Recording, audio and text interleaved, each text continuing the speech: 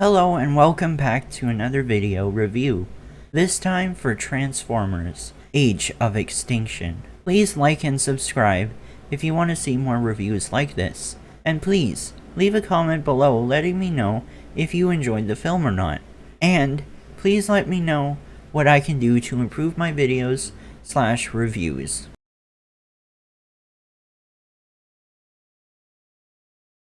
The first character I will talk about is Cade Yeager, played by Mark Wahlberg. I'm gonna have to say I like this main character far more than I did Sam. I feel like Cade was a lot more level-headed and not as annoying. He's an inventor and spends his life trying to invent things so then he can make some good money, and he comes across Optimus Prime and fixes him up and becomes part of the Autobots in a way. He doesn't seem too dramatic, and he doesn't act like an idiot on the battlefield, and he actually did help quite a lot. The next character I will talk about is Tessa Yeager, played by Nicola Peltz. I liked this character more than I did Michaela in Mailroom. I say this because she seemed like she wasn't in this movie just to be the eye candy, but unfortunately, she still didn't really play a big role in this movie, besides being a plot tool. I say she's a plot tool because in the middle of the movie, she's kidnapped by the Transformers, and so she's stuck on the alien ship, so everybody else has to go and save her.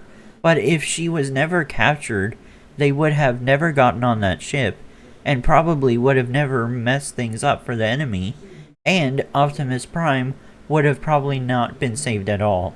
There was one part of the movie where she did actually make a difference, and that was at the end, when she helped take the sword out of Optimus Prime's chest, which admittedly did change the tide of the battle.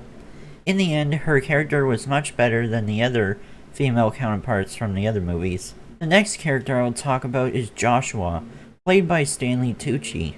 I like this character far more in the second half of this movie than I did in the first half. In the first half of the movie, he just seemed like an arrogant douchebag who didn't care about anyone else but his company and himself. Fortunately, in the second half, he actually became quite funny, and I ended up really liking his character. The only thing I didn't like about this was the fact that his character was very inconsistent. I mentioned in the beginning of the movie that he was the douchebag, and now he's funny and there's no consistency in his character, and that was quite unfortunate, but in the end, his character was very likable. The next character is Harold Adinger, played by Kelsey Grammer. His character was okay, but he just seemed like the cliche villain where he would do the most horrible things you can imagine, and in the end he died like a little bitch. Unfortunately, that is all there is to this character, and he's just the middleman between Lockdown and the government. Speaking of Lockdown, I would say he's my favorite character in this entire movie, besides Bumblebee. He was just so cool, and I gotta say I love the fact that he was able to transform into basically a big-ass cannon. You can't top how cool that is. And also, I really like that he was the Lamborghini Aventador, which is one of my favorite supercars, by the way. It's too bad that he had to die, because I would have really liked to see more of him, because he just looked like that badass bounty hunter that you never wanted to mess with.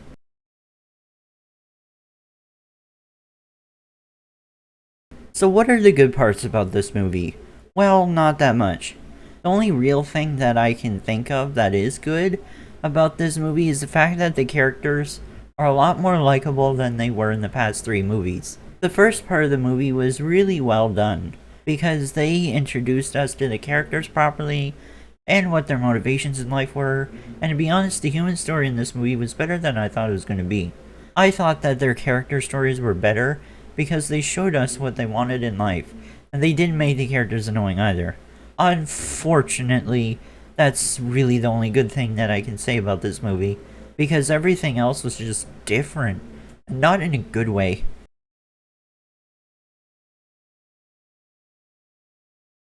Let's start off with the shaky camera. You can barely see what's going on in some of these action scenes, because the camera is just shaking so much, especially in the car chase scenes. I don't understand what it is when directors decide to shake the camera like they've got epilepsy. It's very annoying and it's really hard to tell what's going on. And I know it makes it seem like the scenes are more dramatic, but it's really hard to watch a scene when you can't tell what's going on. So really, in the end, it defeats the purpose of you trying to make the scene look more dramatic if you can't even tell what's going on. I'm no director or cameraman, but this was just insane how much motion there was with these cameras. So there is this small design change with all the Autobots. I don't really like the new designs of the Transformers. I really like the old designs because they seemed a lot more realistic, and to see the type of design that they have now is just not good to me because they look too sleek. I gotta say that this movie has a lot of Japanese vibes in it, and I'm not saying that's a bad thing. I actually really enjoy the Japanese culture as well as the overall thought of the samurai. For some reason though, they really go hard on the Japanese stuff in this movie. Like, the designs of all the Transformers are suspiciously Japanese looking, like Gundams in a way. I'm not saying this is bad, even though it's in the bad section of the review, but I don't know, it just seems really weird to me that everything was very Japanese looking. What is up with the transforming in this movie? They seemed so lazy with the transforming in this movie, and it was actually quite sad to watch. Because, you know, in the past 3 movies, you can see every time one of the Transformers would actually transform into a car, or into a robot. Whereas in this movie, they changed it dramatically. There were a couple of scenes where we actually saw transforming, but I only remember 2 or 3 scenes that actually showed that. So somehow, the humans were able to make their own Transformers. And what they did was that they can transform into anything. It's a cool idea, but once you see it in action, it's actually quite horrible because of the way they transform into different things. I don't know what to call it, but whenever a Transformer transforms from vehicle to robot, they turn into some kind of artifact, and it kind of looks like cubes. And then you transform into whatever they wanted to. This is laziness at its finest. I'm sure that the reason why this transforming style was added was so that they can save on the CGI, and it really is a disappointment because some of the main attraction to the Transformers movies is to actually see them transform. It's just really disappointing we didn't get to see as much transformation in this movie, and I understand in a way because the other scenes had a lot of CGI, like a lot more CGI than the other movies combined, but it's still just disappointing that we don't get to see Transformers, you know, transform in a Transformers movie. Dinosaurs have come back to life in this movie. Well, that's kind of misleading, what I just said, but technically, there are dinosaurs in this movie. For some weird reason, they decided that Transformers can transform into dinosaurs now, which is a bit nutty to me. Admittedly, it's kind of cool to see these big-ass dinosaurs, but at the same time, it comes out of nowhere. I just personally don't understand why this was added into the movie, besides pure coolness, I guess. The other bad thing about this is the fact that the dinosaurs don't really do that much. Sure, they eat a few Transformers, but otherwise they do nothing. They are only there for the spectacle. And if you're going to add such a crazy thing to a movie, they need to at least do something that adds to the movie, but not in this movie apparently. Somehow Megatron has returned. I did not like the fact that they dropped the bombshell that Megatron is back. Like, come on, can we have a new bad guy for once? I swear, they only have him as the bad guy because he's the most iconic villain of the Autobots. Like, in the first movie, he supposedly died. Then they got him out of the ocean. The second movie, he ran away like a little bitch. Then in the third movie, he gets his head ripped off. I swear, they just need to kill this poor bastard and leave him dead, because it's starting to get a little annoying that he's always somehow involved even in death. Stop! He's already dead! The action is another thing that I disliked about this movie. You see, in Transformers 1, 2, and 3, we saw a lot of good action, and a lot of the Autobots and Decepticons really fought each other hard, especially in hand-to-hand combat. To me, that was the main attraction of the Transformers movies, and it was the fact that we got to see some big-ass robots beat the absolute hell out of each other and destroy the city while they're at it. In this movie, they're just shooting at each other. Yes, there are some scenes here and there that involve physically fighting each other, but for the most part, it's just shooting. This just makes it feel like any other movie that involves humans shooting at each other, and it's kind of boring now. I know this was released in 2014, but still, we want to watch them fight each other physically, not just shoot each other in the head and go, oh no, he's dead. The action was just so disappointing in this movie, especially with all the destruction they caused, but most of the destruction was just caused by them falling down out of the sky. But I digress. Oh my god, this movie was 2 hours and 45 minutes long. Here we go again with the movie being too goddamn long.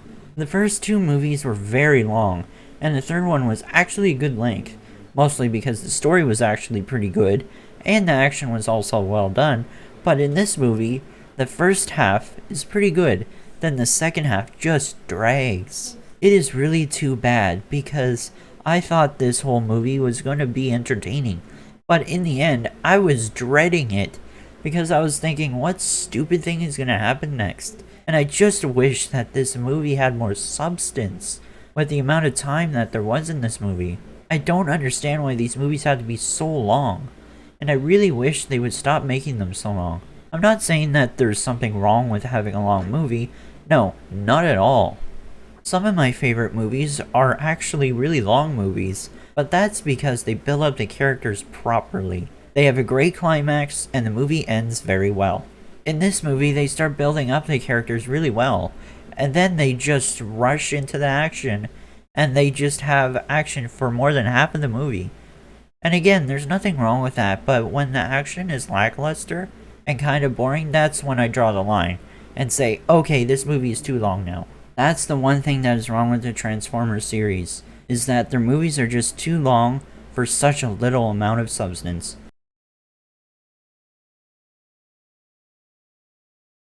So with all of that said, what would I rate Transformers: Age of Extinction? While watching the movie, I was teetering around 6 or 7, but once I sat down and finally started writing out this review, I started to really see the major flaws of this movie. I hate to give it this rating, but I'm gonna have to give this movie a 4 out of 10. I'm sorry to the people that really enjoyed this movie, but this movie just did not click with me. I would have given it a higher score if the action was well done. I know I said that the characters were pretty good, and the first half of the movie was alright, but the best parts of the Transformers series are not good in this movie, and I really hate to say that. I really hope that the next movie is better, but I have heard rumors that The Last Knight was the shittiest Transformers movie ever released, so that'll probably be a pretty good review.